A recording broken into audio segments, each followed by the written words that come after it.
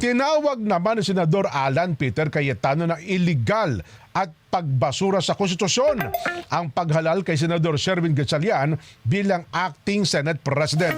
Sa isang live podcast, sa ilang pong live post sa kanyang social media account, ipinaliwanag ni Cayetano na hindi maaaring magkaroon ng isang acting Senate President dahil wala anyang legal na basihan ito sa ilalim ng patakaran ng Senado at sa mismong konstitusyon.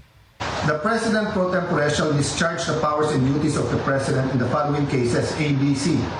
But she or he shall only become acting President in the case of subsection C, which says, in the event of resignation, hindi po tayo nagre-resign. Removal, hindi po nila ako naalis. Death, buhay pa naman po siguro ako, hindi po AI ito. Hindi po AI ang kumakausap sa inyo ngayon, buhay pa ho ako. Absolute incapacity, siguro naman po nakikita nyo, nakakapag-isip po ako, nakakapagsalita po ako. So wala pong ground para magkaroon ng acting president.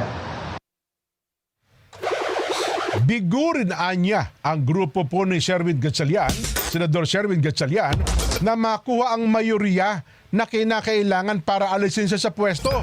Batay sa konstitusyon, ang mga patakaran ng Senado, kinakailangan ng botong 13 senador upang makapili ng bagong pinuno.